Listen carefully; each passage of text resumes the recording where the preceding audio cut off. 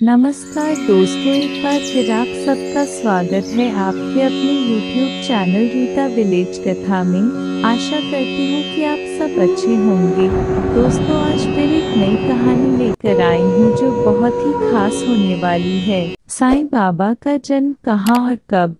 साईं बाबा कौन थे और उनका जन्म कहाँ हुआ था? ये प्रश्न ऐसे हैं जिनका जवाब किसी के पास नहीं है। साईं ने कभी इन बातों का जिक्र नहीं किया। इनके माता पिता कौन थे इसकी भी कोई जानकारी उपलब्ध नहीं है। बस एक बार अपने एक भक्त के पूछने पर साईं ने कहा था कि उनका जन्म 28 सितंबर 1836 को हुआ था। इसलिए हर साल 28 सितंबर को साईं का जन्मोत्सव मनाया जाता है। साईं की जाति क्या थी?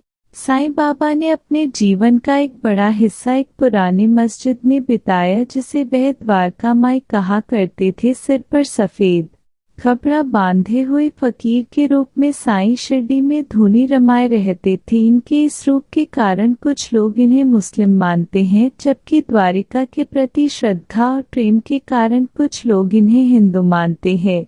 लेकिन साईं ने कबीर की तरह कभी भी अपने को जाति बंधन में नहीं बांधा। हिंदू हो या मुसलमान, साईं ने सभी के प्रति समान भाव रखा। कभी इस बात का उल्लेख नहीं किया कि वे किस जाति के हैं। साईं ने हमेशा मानवता, प्रेम और दयालुता को अपना धर्म माना। जो भी इनके पास आता उसके प्रति बिना भेदभाव के उसके प्रति कृपा करते। साईं के इसी व्यवहार ने उन्हें शिरडी का साईं बाबा और भक्तों का भगवान बना दिया। हालांकि साईं बाबा का साईं नाम कैसे पड़ा, इसकी एक रोचक कथा है। फकीर से साईं बाबा बनने की कहानी। कहा जाता है कि सन 1854 ईस्वी में पहली बार साईं बाबा शिरडी में दिखाई दिए।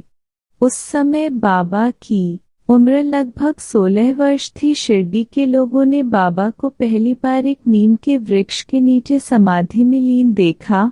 कम उम्र में सर्दी गर्मी भूख प्यास की जरा भी चिंता किए बगैर बालयोगी को कठिन तपस्या करते देखकर लोगों को बड़ा आश्चर्य हुआ। त्याग और वैराग्य की मूर्ति बने साईं ने धीरे धीरे गांव वालों का मन मोह लिया। कुछ समय शिरडी में रहकर साईं एक दिन किसी से कुछ कहे बिना अचानक वहां से चले गए। कुछ सालों के बाद चांद पाटिल नाम के एक व्यक्ति की बारात के साथ साईं फिर शिरडी में पहुंचे। खंडोबा मंदिर के पुजारी म्हालसापति ने साईं को देखते ही कहा, आओ साईं। स्वागत संबोधने के बाद से ही शिरडी का फकीर साईं बाबा कहलाने लगा। साईं के जीने का तरीका। शिरडी के लोग शुरू में साईं बाबा को पागल समझते थे, लेकिन धीरे धीरे उनकी शक्ति और गुणों को जानने के बाद भक्तों की संख्या बढ़ती गई।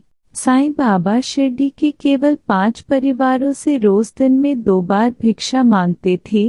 वे टीन के बर्तन में तरल पदार्थ और कंधे पर टंगे हुए कपड़े की झोली में रोटी और ठोस पदार्थ इकट्ठा किया करते थे।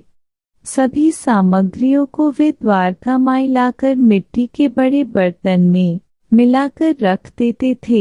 कुत्ते, बिल्लियां, चिड़िया निसंकोच आकर खाने का कुछ अंश खा लेते थे। बची हुई भिक्षा को साईं बाबा भक्तों के साथ मिल बांटकर खाते थे। शिरडी साईं बाबा के चमत्कार।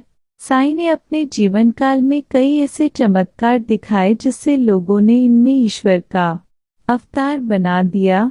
लक्ष्मी नामक एक स्त्री संतान सुख के लिए तड़प रही थी। एक दिन साईं बाबा के पास अपनी विनती लेकर पहुंच गई। साईं ने उसे उदी यानी भभूत दिया और कहा, आधा तुम खा लेना और आधा अपने पति को दे देना। लक्ष्मी ने ऐसा ही किया।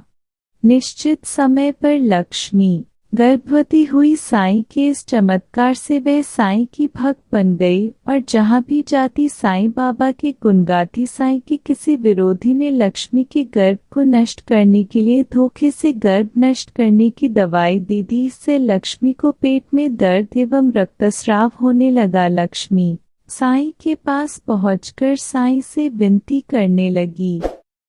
साईं बाबा ने लक्ष्मी को उदी खाने के लिए दिया। उदी खाते ही लक्ष्मी का रक्तस्राव रुक गया और लक्ष्मी को सही समय पर संतान सुख प्राप्त हुआ।